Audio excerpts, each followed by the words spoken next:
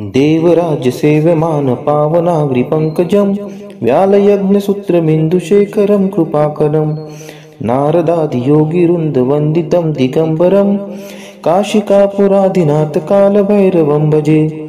भानुकोटिभास्वरं भवाब्धितारकं परं नीलकण्ठं स्फितार्थदायकं त्रिलोचनं कालकालम् अम्बुजाक्षम् अक्षशूलम् अक्षरं काशिकापुराधिनाथ कालभैरवं भजे। शूलटङ्कपाशदण्डपाणिमादिकारणं श्यामकायम् आदिदेवम् अक्षरं निरामयम् भीमविक्रमं प्रभुं विचित्रताण्डवं प्रियं काशिकापुराधिनाथ कालभैरवं भजे।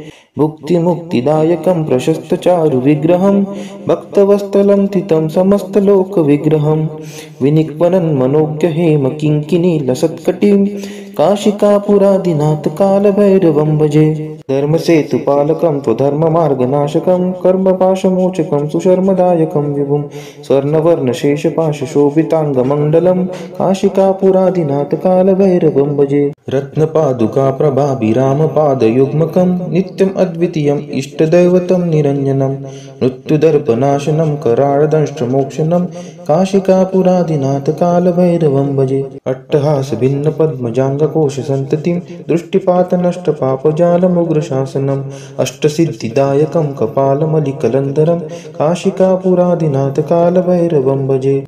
भूतसङ्घनायकं विशालकीर्तिदायकं काशीवासलोकपुण्यपापशोधकं विभुं नीतिमार्गकोविदं पुरातनं जगत्पतिं काशिकापुराधिनाथ कालभैरवं भजे।